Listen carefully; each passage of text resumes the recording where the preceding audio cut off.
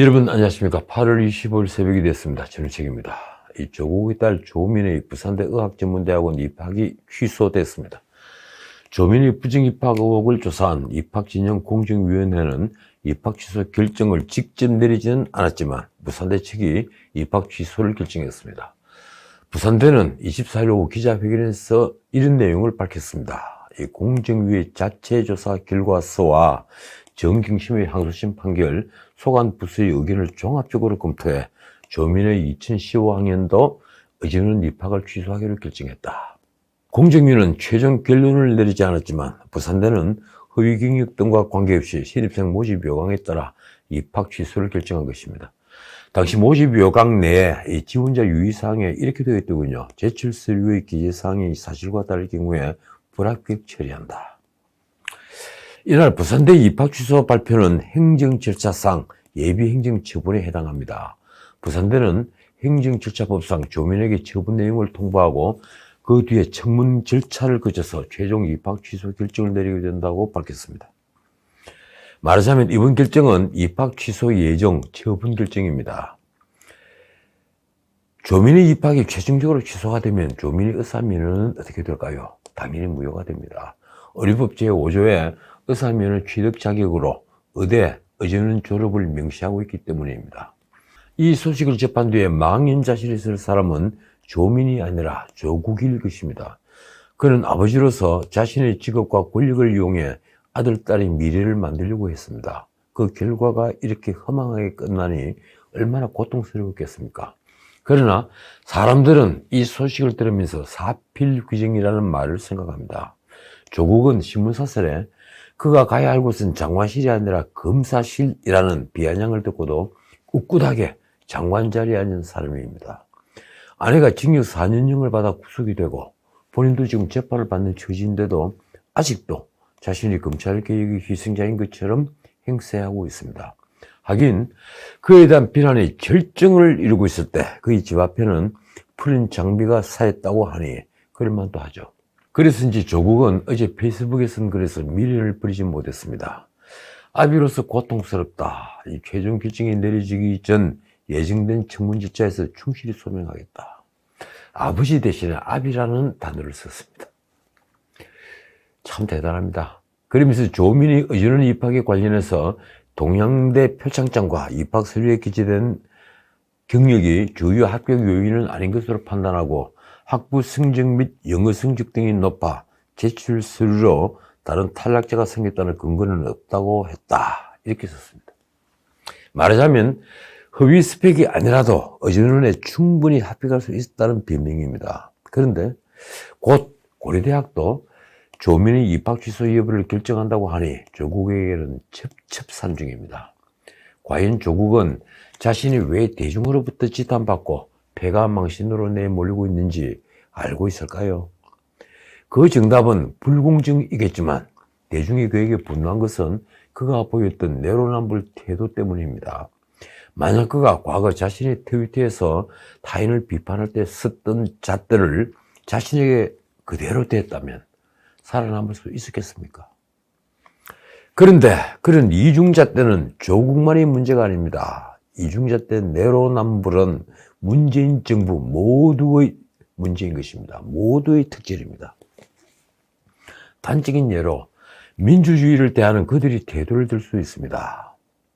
문재인 정부를 움직이는 권력은 민주주의를 도대체 어디서 배운 걸까요? 그들은 민주주의를 어떻게 이해하고 있을까요? 이 정부들의 권력이 자행한 입법 폭주를 보면 나는 그들이 당명에 민주를 쓰고 있는 것을 도무지 이해할 수 없습니다. 180석의 입법 폭주를 부른 게 아닙니다. 그들은 총선 전부터 그랬습니다. 회기를 쪼개는 기상천외한 편법을 쓰면서 야당의 필리버스터를 봉쇄했습니다. 그렇게 밀어붙인 게 바로 공수처법이죠. 그리고 검경수사권 조정법안입니다. 누가 그걸 검찰개혁의 목적이었고 더 나은 세상, 더 정의로운 세상을 위해서 한 일이라고 한다면 저는 이렇게 말하겠습니다. 당신은 곡학아세를 하는 지적 사기꾼이거나 이 권력에 맹종하는 아첨꾼이거나 독재자의 하수인이다. 정치는 미래를 설계하는 일입니다. 도대체 입법 폭주를 하는 권력이 내다보는 미래는 어떤 것일까요? 흔히 하는 말로 사회주의가 꽃피운 유토피아인가요? 아니면 동물농장인가요? 그것도 아니면 좌파 엘리트가 모든 것을 지배하는 계급사회입니까? 나는 그들이 담대함이 놀랍니다. 군불시민이라고 하니 길어도 10년만 지나면 모든 게 들통날 폐악을 태연하게 저지르는 담대한 말입니다. 지금 국가자신도 마찬가지입니다. 이 권력은 마치 곳간에 돈이 끝없이 샘솟는 것처럼 돈을 썼습니다. 국가 채무는 올해 말 기준 965조 9천억입니다.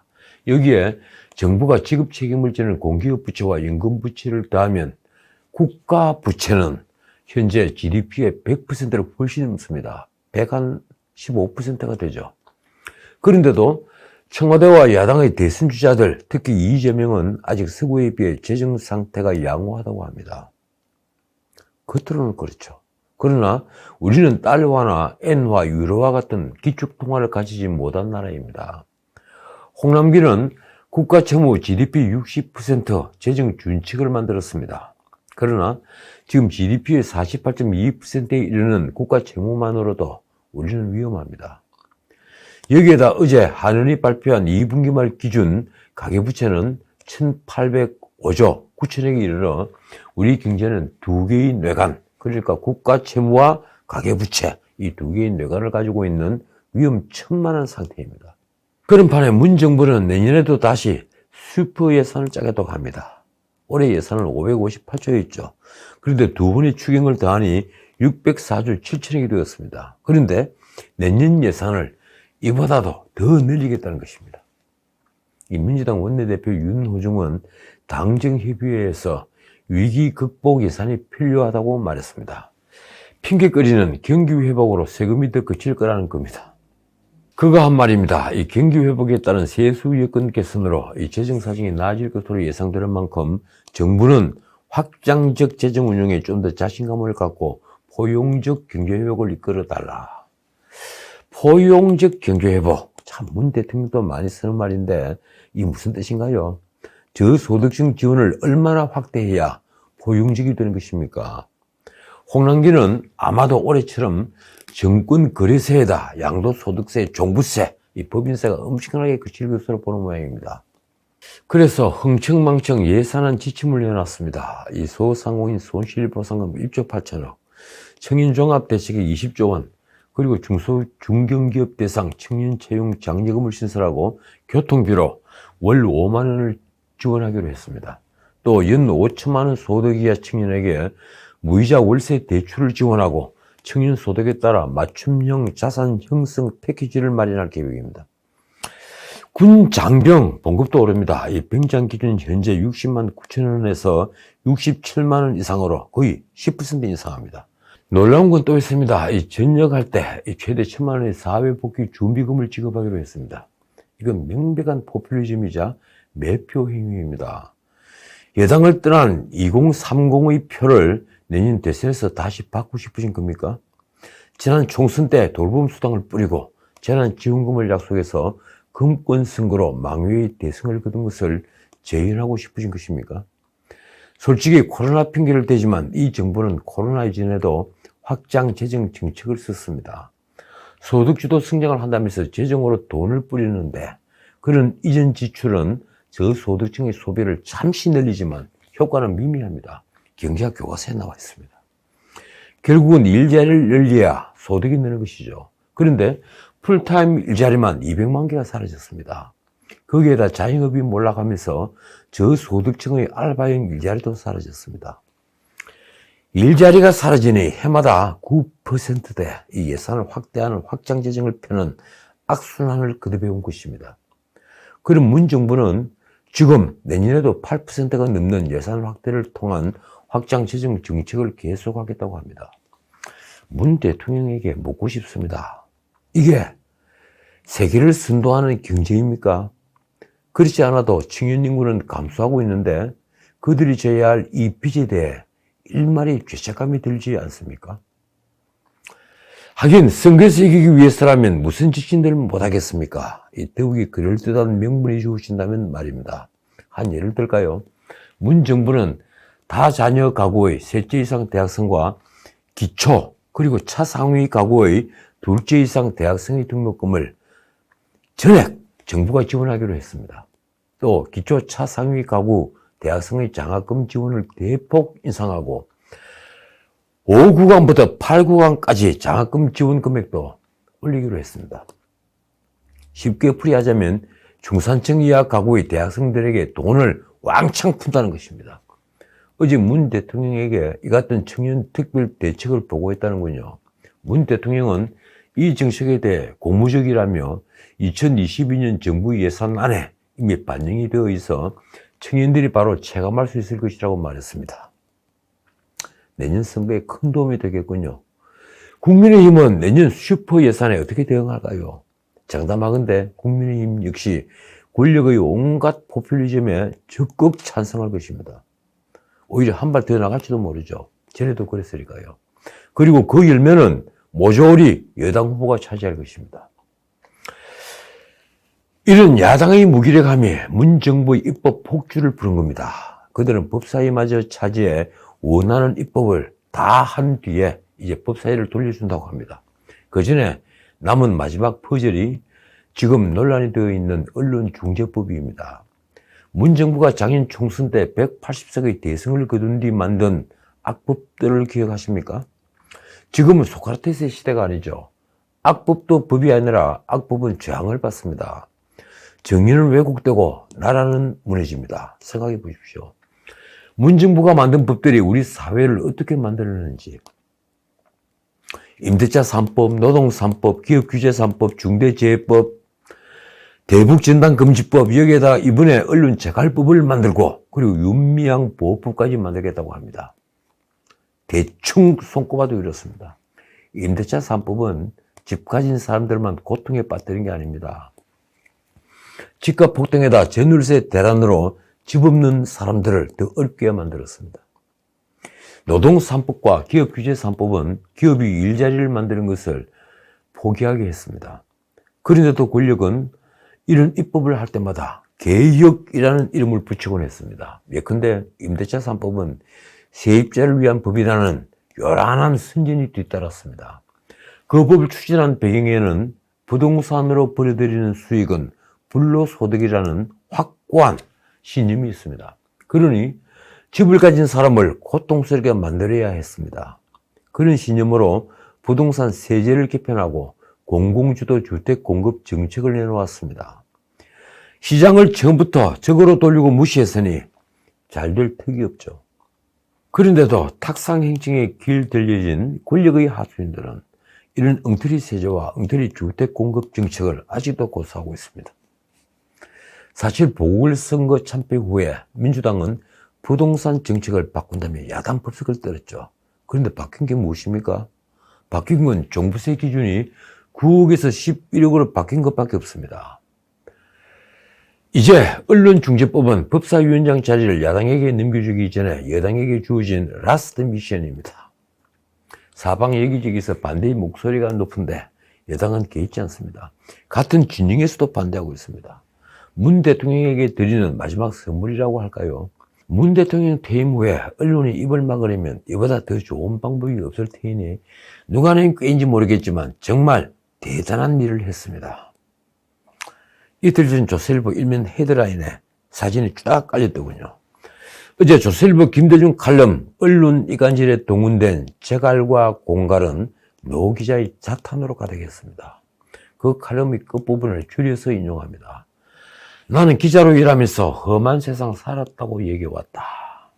마치 우리 세대가 막장의 언론 탄압을 견디면서 오늘의 민주국가를 후배들에게 인계한 양 그들먹거렸다. 그런데 그게 아니라는 것을 이제서 안다.